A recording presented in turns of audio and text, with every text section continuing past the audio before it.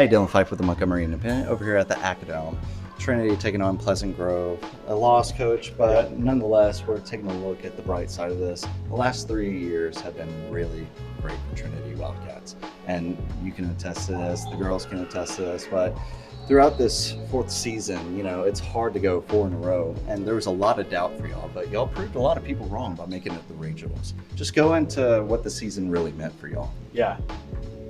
It's interesting to say after you win 3 to then say you've got something to prove, and I think we did have something to prove. We had something for these other girls to prove, that we were more than just a couple of really good girls that are gone now. And I thought they managed that so well. They lived up to everything we expected of them, and the season was actually very fun. So much so it makes the loss harder because we wanted them to taste that victory, and really thought we could win. And so that makes it even, a little bit more difficult. But all that to say, this was a very, very joyful group to coach that came in, competed fearlessly, and couldn't be more proud of them.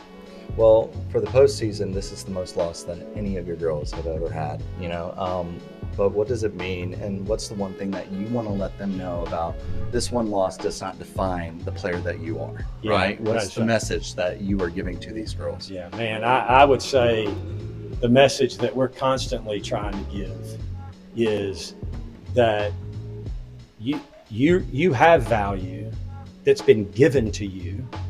And the language I would use is you've been given value by the work of Christ on the cross. That's what defines who you are.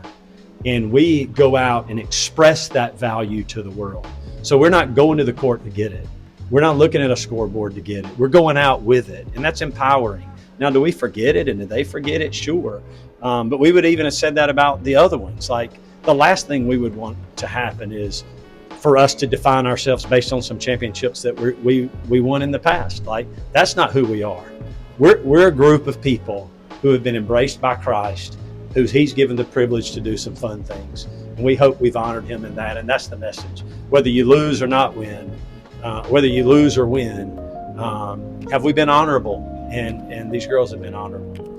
For a believer to a believer, you said something about what's happened on the cross can't be undone. That's our confidence a lot of times. Yeah. For these girls, they have a lot of confidence, and you and your wife have instilled that in them, and for the rest of the kids at Trinity. Yeah. What's the message for the whole Montgomery system for those kids and for those parents as well?